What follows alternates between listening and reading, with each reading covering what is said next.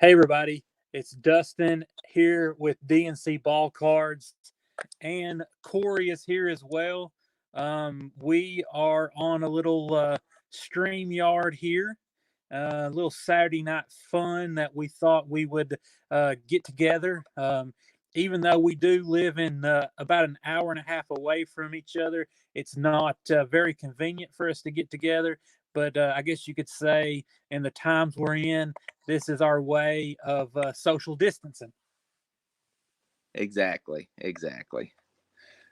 So what we thought we'd kind of do today is we would talk about the hobby, kind of how it's changed since when we collected as a kid, and a good way to kind of compare that is I have a little hobby box of 2020 Donruss. And then Corey, what do you have over there? We've got a box of 1990 Donruss. This is the infamous, I don't know if you call it Jackson Pollock with the splattering of paint, but it's very infamous for being one of the probably the worst looking cards of all time. So we're talking about a 30-year difference here between releases. That's right. And these cards, what we're going to do is I'm going to open a pack, and my pack has 16 cards, and Dustin's got a box there, and each pack has 8 cards. So he's going to open up 2 cards, and we're just going to kind of have a little friendly competition, maybe let you guys decide what's better, junk wax or modern. And it's very interesting, like Dustin said, the differences between then and now, particularly with the size of the packs and the size of the box. Obviously, not to mention the cost. These packs were back in the day 50 cents a pack. What are yours approximately, Dustin? Yeah, so like you said, I mean, before we even get into just the ripping the cards, and evaluating them. Obviously, today's cards has your colored parallels, your number cards, your autos, your memorabilia cards. So I mean, it's a whole different product. But right now, just judging on the outside of it, I mean, just plainly on the screen there, you see the difference between the two. I mean, your box is huge. Mine, like you said, has 8 cards per pack. There's 24 packs per card. So I got these on sale for, I think it was $64.95 at Grand Slam Collectibles. They're here in Tennessee, so I had to pay sales tax. And when you add shipping into it, I was probably about $80 in that. So you're $333 a pack. Like Corey said, it takes 2 of my packs to equal one of his packs. So I'm over $6.50 in the same amount of cards that he is. So that's on the onset, that's a huge difference. I didn't even break it down per card, but per card you're probably 42 cents a card. Right. And these were probably produced in the who knows how many millions of cards per card are produced. Whereas I'm assuming, I don't know if we know print runs, but I'm sure there's much less of a print run with these newer modern cards. I would assume so. I mean, I know there's a lot of talk out there. Are we entering a new junk wax era? When I get into my packs here in a minute, I know the box doesn't have it, but maybe on the pack itself it has some, all kind of roughly guess kind of what maybe print runs may be. Yeah. So let's see here. So let's just be curious to see how things have changed. On the front of obviously on the front of my box, I've got Yordan Alvarez, which is supposedly going to be one of the hottest rookies, if not the hottest rookie for 2020 if we ever start playing. So on the front of your box, what did they do back then? We've got probably a little hard to see here. We've got Ryan Sandberg and Carlton Fisk, two Hall of Famers. Obviously not Hall of Famers at the time; they were still playing. And then obviously the I guess Donruss no longer does this, but the puzzle. This was the Carl Yastrzemski year of the puzzle. Um, and then just a generic art on the pack itself. So, and you are still, I mean, you're still junk wax. I mean, your wax era still with your pack, correct? That's right. Yep. Yeah. And then here we switched over to this, I guess you would call it, I don't know if it's cellophane or what they call it, packaging, but, obviously a lot different. Looks like we do have some odds on here. No, we don't. They just tell you what your cards are numbered to.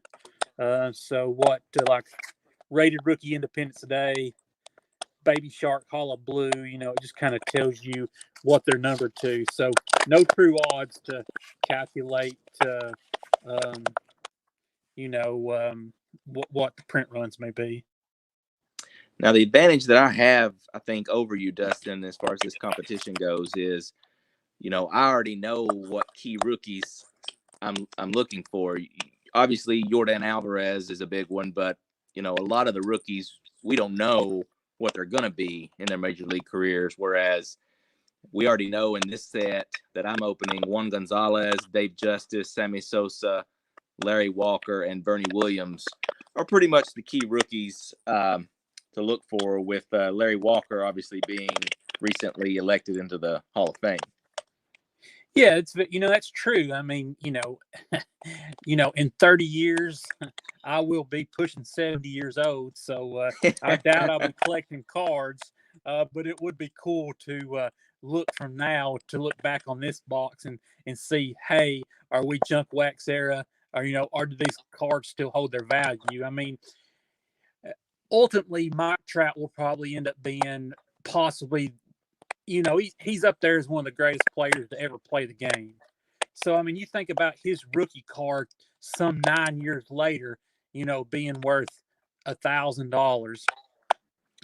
Will stuff base rookie cards, will stuff like that continue to hold its value? Where obviously your base rookie cards, with the print runs, really have little value. Very little value. That's right. Well, if you want to go ahead and rip into yours, we'll try not to keep this video too long. Yeah, I think we'll just, if it works for you, Dustin, I guess we'll just kind of go, maybe we'll go card by card. Yeah, that'd be good. And I just took two off the top. No, not one from each stack. So I feel like this one right here is a little fatter, but that may be a filler card.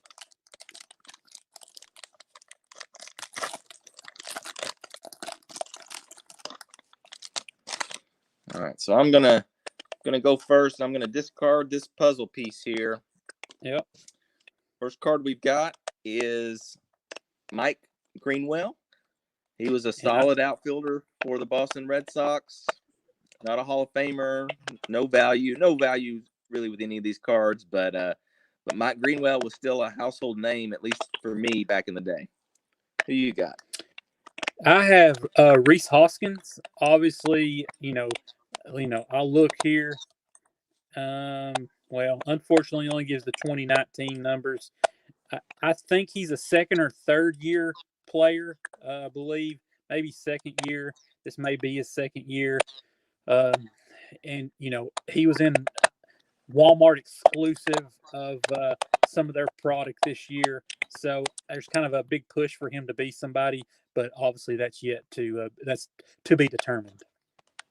And obviously one of the most notable differences between these is obviously 1990. Donruss, had the rights along with Top Score, Upper Deck, Fleer to actually use logos and so forth. And obviously the more modern product, Topps, has the exclusive rights. Here we have Rob Deere. Point. Yeah. Rob You know what? Deere.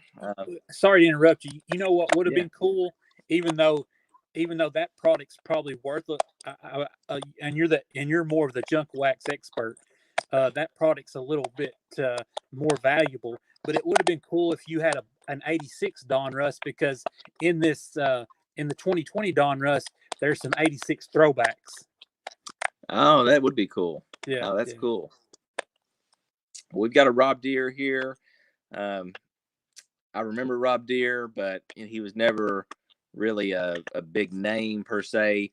I really do love the backs of the this era Donruss. They show the last 5 years. It's not too busy. There are good things about the Topps product back where they show basically all the years, but this provides for a very uniform, clean looking back, and I always kind of appreciated that from Donruss.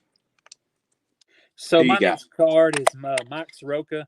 He is a up and coming pitcher for the Braves. As a Braves fan, I'm very familiar with him. He has some extreme talent, and I believe he will be an ace of theirs for many years to come. So, um, you know, talking about the backs, what they do in theirs, they just kind of give you a summary talking about the player, and then just give you one year history. So that's it right there. All right. Next, I've got Chet Lemon, Detroit Tiger. Don't know. I remember Chet Lemon. Had a lot of his cards. Just one of those normal commons, if you will. So with me, I didn't know if this would work out the way it has. I mean, this was the very first pack on top to the right. And, I'm glad we were able to do this. This is the major appeal of today's cards, and why I feel like so many of us have got back in the hobby. The chance, this should be an auto, I would imagine, the chance to get an auto in a pack of cards. So, Nice. yep. So Nice. don't know Patrick Corbin. I've never heard of Patrick Corbin, but obviously this is a sticker auto. I'm sure obviously if you follow us on YouTube or anything, you're familiar with those. But not only do they have autos, so there's different kinds of autos. So not numbered, no kind of number to it, but that is an auto. This one has 3 autographs or memorabilia cards within this hobby box. So that is the main draw of today's product. Very cool. And I do see some of those 86 Donruss back there peeking Yep. out. Bleeding through. Yeah. Yeah. All right. Next, we've got Howard Johnson. And this is one of the MVP bonus cards. You can see the BC designation here.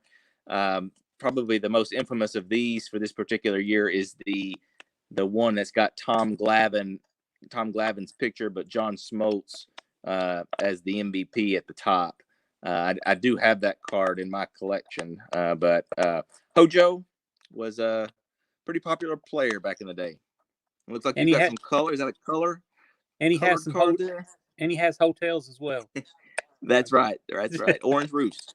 So that card you were just talking about, the Glavine and the card, did you pull that on the channel, or you just happen to have it? No, I do have the rest of this box to open, so I hopefully would like to get one. But no, I just had that in my personal collection. I opened a lot of these when I was a kid. I ignored how ugly they were, or didn't really, probably didn't notice how ugly they were back in the day. It was just an opportunity to buy, a 50-cent pack of cards. So yeah. But yes, color here. That's another draw of today's product. We've got Jorge Soler. I'm guessing this looks blue to me. Blue, some kind of blue parallel. It is not numbered, but yes, a lot of color, added to today's product as well. All right, next we've got, and I don't know how to say his name. I've said it Brian. It looks like Brian, but he probably pronounces it Brian. But I've always said it Brian or Brian every time I've gotten his card over the course of opening these junk wax boxes. But we've got probably a relief pitcher here, Brian Smith with the Expos. Yeah, and here, it's sad. You look at a Max Scherzer card, last year champion of the Washington Nationals, but and this is must be so in today's product. You've got, so you'll see here, see this red Donruss up there. That means it's some sort of, it's a short print. And you can see, instead of having the Washington Nationals on here, it's got District of Champions. So that's that's a short print that Donruss has in that product. So I was going to say that was just a base card of a champion that's not worth anything, just like your product is, but this may have some kind of increased value because it is a short print. If a pitcher can be underrated, a superstar pitcher, I still think Scherzer is probably underrated in comparison to the, like Clayton Kershaw and some others that get more notoriety. And that may be because of my thought left me, but who was the MVP last year? Strasburg. Steven Strasburg. Yeah. So it may be why he's not. He probably gets some of his fame stolen away. Here we've got Melito Perez, pitcher for the White Sox. Looks like he's about to run and maybe back up home plate or something here. So just an ordinary common. What do you have? So in this rookie. Yep. So this card brings up a good thing. At what year did do you know when did Donruss bring out the rated rookie? I'm positive it was around in '86. Really? I think it may have been around as early as. It may have been early as '83, but I know for a fact it was around in '86 because of Jose Canseco's rated rookie. It's true. I think, for Donruss, even though today we're them not having the rights to the logo, I think that rated rookie is just something that sets these cards apart, I believe. I know especially in products that they have license to, as far as football and basketball, those rated rookies are very coveted cards. So it's a shame here that they're not as valuable, but I love that rated rookie logo. Oh, it's a classic logo. It's a classic branding thing that they have, and I agree. It definitely sets them apart. Here we've got Wally Joyner, who was a very, very hot rookie card back in '86/87. I think he was destined to be a superstar, and I think he was a solid player, but never really the superstar that he kind of started his career out being. But still a very solid player. So I've got Jonathan Hernandez, Texas. This is the '86 throwback that we've been talking about. And if you'll see up in the corner, it is a rookie card, but it's not a rated rookie card. So not sure why one gets designated that over the other. It may just be the fact that this '86 design gets that rookie card, that rookie symbol, as opposed to the rated rookie. Those are cool. Those are cool designs. Another thing that's different about the more modern products is you definitely don't see as many miscuts, not necessarily miscuts, off-centered, I'd say. Like it's not rare, but it's much more difficult to find an '86 Donruss that's in that perfect top to bottom and left to right centering that you've got there. And that's just obviously the technology that they have with the production process, I guess, today. Here we've got another, just a straight common. I won't waste too much time here. Dave Smith with the Astros. I do like those Astros uniforms there. Well, and to kind of touch back what you were saying on the centering stuff, I know, just from me, and I don't, not a big basketball fan, but I mean, I did participate in the Zion rookie chase this year, and Panini had a lot of problems in the Panini Prism and the Donruss Optic, where their centering was awful. So it does still happen today, though, unfortunately. But I did see a horrible Zion online. It was way off center, top to bottom. I would have felt really bad getting that one. Yeah. But so this is the last card of my pack. Like we said, you've got twice as many cards as I do. But another rookie, Tyron Taylor, not familiar with Tyron. So it's one of those things where, 30 years from now, he may be a stud, but, you just never do know. Exactly. All right. So next we've got Milt Thompson with the St. Louis Cardinals here. Previously with the Phillies. 289 career average at this point. Never hit for power, 21 home runs, but obviously 289, not bad after at least a 5-year career there. So Milt Thompson.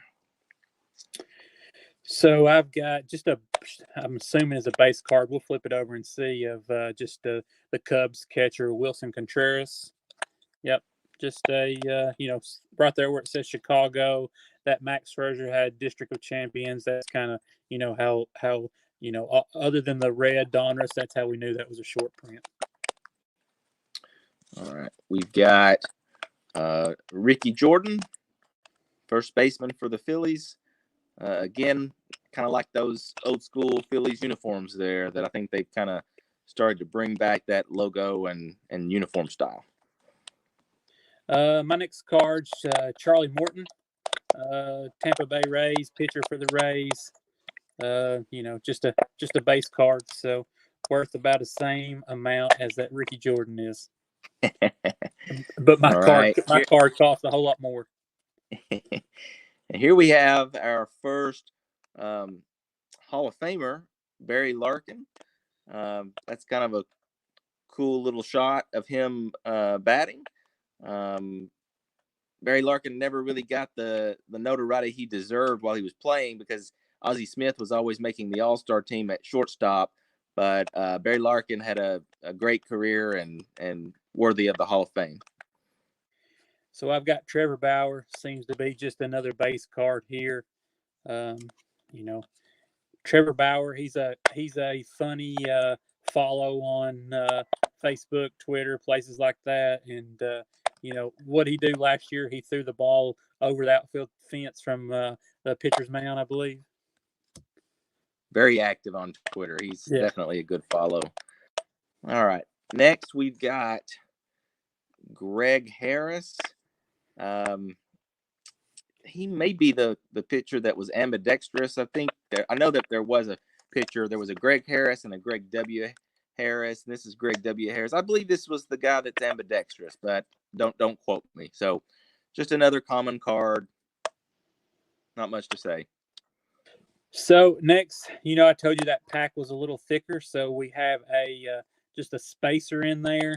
This is kind of one of the things they add to deter people from pack searching. So if you weighed it or felt that pack was a little heavier or thicker, you might hope there's a mem card in there. So for the people that do that, I hope they get nothing but these filler cards because they're just the scum of the earth for doing that. So we'll move on to my next card then is some more color. Looks like that purple parallel like we had in the first pack. Manny Machado, the overpaid guy there that is way overpaid in my opinion. Oh, I like this next card that you've got here, but my next card, Kurt Manwaring, catcher for the Giants at the time. Again, just a common card. He's posing here. Not much to say. Yes, so I agree with you. I mean, I think we talked about the rated rookie for Donruss. The Diamond Kings is, to me, an iconic card for Donruss, and Agreed. Just a great card. Obviously, this is a Diamond Kings '86 version. I don't know if it was 2018 or 2017 cards. Donruss Diamond Kings went away from this, and they had some weird logo on the bottom of the cards for Diamond Kings. I don't know why they would take that away, but they did. But yes, Diamond Kings are one of my favorite cards of all time. Yep, I'm right there with you. My next card here is John Smiley, pitcher for the Pirates. I remember John Smiley. He had a few pretty good years, but again, just a just a typical common card for a pretty average pitcher back in the day. So looks like the remaining of my cards are the 86 design. This is just it's a rookie card. It's an Adbert Alzolay. Just a no namer really. Looks like in 2019 he was 1-1 with a 7.30 ERA. So currently no value assigned to that. Looks like all those 86s have been rookies. Is that something exclusive? Okay. They have. They must be. I've not done a lot of research on it, but I believe everyone we have so far, they were. So that may be how they are. Here we've got a Jeff Treadway. I think the 89 Fleer Jeff Treadway, it was the other Fleer card that had the little bullseye that could have been an error card that's worth a little more. But here we've just got a common Jeff Treadway card. Then I have a Lewis Thorpe rookie. Looks like he's a pitcher for the Minnesota Twins. So nothing doing with that one either. Fun though. That's one of the. We already know who's good and who's not in my pack, but yours, the kind of the cool thing about card collecting is you set those rookies to the side, and then year after year after year you can go through them and see who's kind of making a name for themselves and who's not. So exactly. My final card, we're ending on a good one here. Ryan Sandberg, another Hall of Famer. These two guys possibly turned a double play at some point in an all-star game. But Rhino, my favorite team growing up was the Cubs, so nice one to end on. Yep, and mine's another 86 rookie and Michael King. So it's interesting. Look at his 2019 stats there. He played one game, had 2 innings pitched, and has a 0 ERA. So everything can just look up there for Michael King. That's right. All right. Well, let us know what you think. I mean, Dustin got the auto. I got 2 Hall of Famers. You kind of see the goods and the bads of both products. A very cool auto for sure. Any closing thoughts, Dustin? Well, I guess the big question out there is your product, if they wouldn't have mass produced them like they did, what would be the value today? Now, I think when the hobby kind of went away for, I guess maybe a spell of 10 years or so there, maybe mid 2000s to, probably about 5 years ago, they probably wouldn't have had much value. But with today's hobby the way it is, if they didn't have the the mass production, what kind of value would be? How much did you give for your box? This box, I bought it along with a few other boxes, and it would have been between $10 and $12. That includes the shipping, but quite honestly, I bought a lot of my junk wax boxes about 6 to 10 months ago, and believe it or not, you're probably aware, junk wax, I don't say it's hot, but there's been some more appreciation of the junk wax recently, and those prices have started to creep up. So you may not be able to get it for quite that much, but actually, because this is one of the kind of like an infamous card or infamous set because of the design, you probably still can get it for probably $10. Certainly at a card show, you maybe will even get it a little less, but yeah, you just kind of wonder, what the price would be on something like that if the print runs were low. Obviously we'll never know that, but it's it's an interesting thing to think about. If we could have been comparing cards like that, and what if yours had more value than it did. But I'd say without that auto though, we had equal value with those 2 packs without that auto. And I think we both enjoyed it. It was fun. Yeah. Definitely a thrill to pull an auto. And while I didn't hit any of the rookies that I was necessarily looking for, there's still a thrill in opening and getting some Hall of Famers and the possibility of some of these rookie cards, and then the possibility of some of these error cards, like I mentioned. So, something to be said for the junk wax and the modern. Just kind of depends on what floats your boat. Yep, yep. Well, I think this video, I think we've made it a little longer than we had hoped for. So if you're still hanging in and watching this, we definitely appreciate it. If you hadn't subbed to our channel, please do. We have recently, and me and you, we owe a lot of this to Travis. Because he's been in the trenches doing the dirty work for us.